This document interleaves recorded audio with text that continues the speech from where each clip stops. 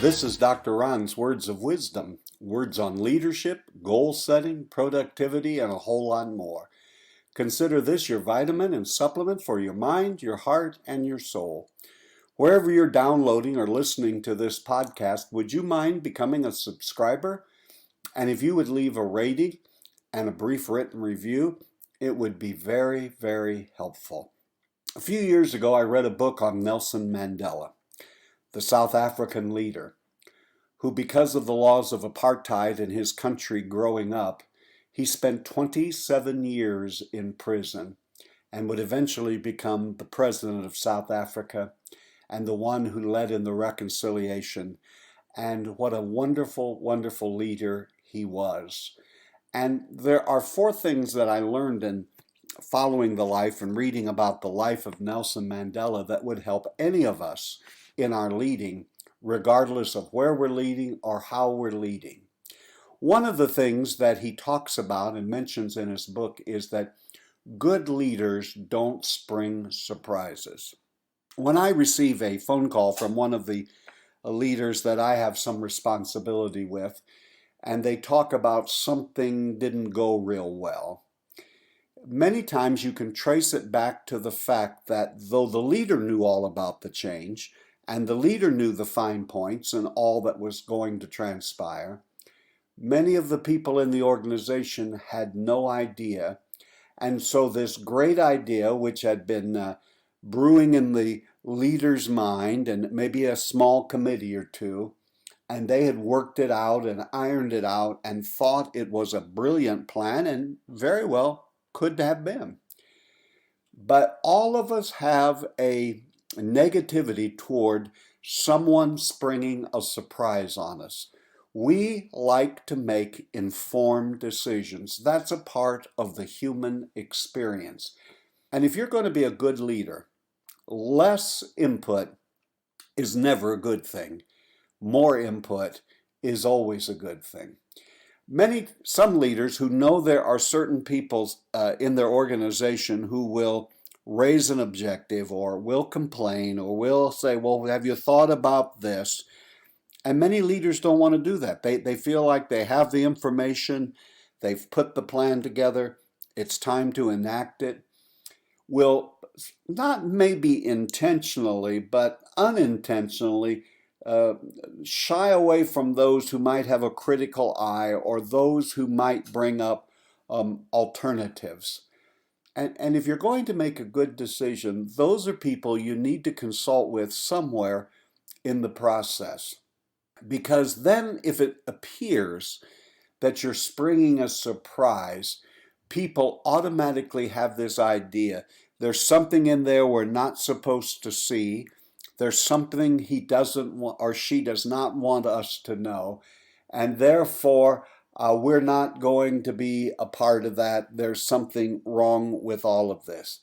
It'll just help things run much more smoothly in your organization if you make sure you include as many people, begin to answer those kinds of things that people bring up, maybe some that you have not even thought about.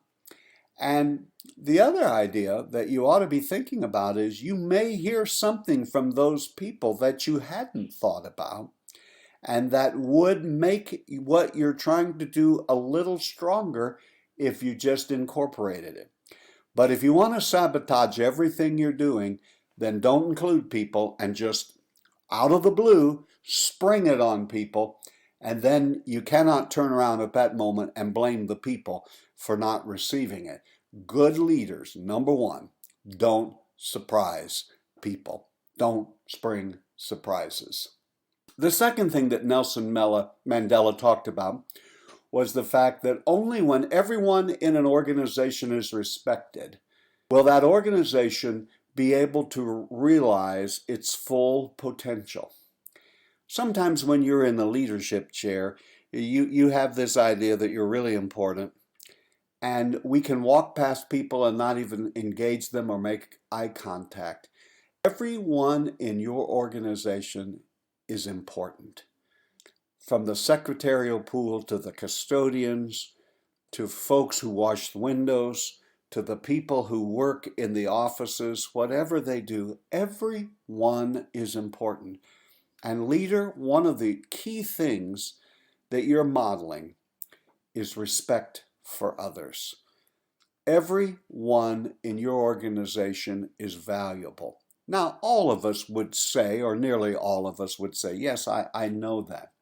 But we have to act it out day by day in our lives. Do we give respect? Do we learn the names of the people that we work with? Do we know about their families? Have we ever stopped and engaged them in a real conversation? Not just, have you gotten that done and where's the report? But have you ever tried to find out what's going on in their lives? How their family's doing? Treat them as a human being. Show them the respect that they deserve, because everyone in your organization is important. And Nelson Mandela said, only when everyone is respected can the full potential be realized in an organization. The third thing that Nelson Mandela says that people must do, leaders must do, is inspire confidence and courage in others. Now, there's a certain genre of leadership that's called inspirational leaders, but regardless of what you do in the leadership realm, part of it is going to be to inspire others. You've got to move people forward. Nelson Mandela goes on to say that you inspire confidence and courage in others even when you're not feeling it yourself. I led a large congregation in another state from where I'm living now, and we went through an awful period where a very, very trusted person in our organization, it was discovered, was embezzling money. And it was painful. And the day that I had to get up and announce to the entire congregation what had happened, who had done it, I lost sleep leading up to that. Now, after the fact, when you know how it turns out, you feel better about it. But I had no idea how it was going to turn out. This had been going on over a number of years, even before I came. But would someone say, well, when you have a lousy leader like ours, things like this will happen? And I had to exude confidence. I had to be inspirational. I had to be truthful. I had to be vulnerable. And I had to be all of that. And that entire morning, I was trying to inspire confidence and courage in our going forward to an entire congregation, when inside I wanted to run down the street and leave as fast as I could. And what happens is you begin to try to inspire confidence and courage in others, it comes back to you and you become courageous. And I want to tell you, the people rose to the occasion. The congregation rose to the occasion. We never missed a beat. We never lost. We took care of what needed to be taken care of. And lovingly and kindly, we moved together because we all were truthful with each other. You're going to face frightening times and times that will shake your courage. But part of the responsibility, ma'am or sir, as a leader is to inspire confidence and courage. And oftentimes you'll be attempting to do that when you don't have a whole lot of it yourself. But keep moving forward. The fourth and final item that I wanted to share from Nelson Mandela's leadership is, he said, there comes a time in the life of every leader when you have to know when to let it go. Now, many of us leaders are like parents when we birth an idea. It becomes, we become emotionally attached to it and almost give it a lifelike status. It's almost become a part of, it becomes a part of our identity. And sometimes when we roll these things out, they're not well received. Oftentimes when we roll them out and begin to make the presentation, others will begin to poke holes in it. And in our own heart, we know that we didn't consider that. We didn't think about that. Perhaps you are right. I should have thought about that. But this is my baby.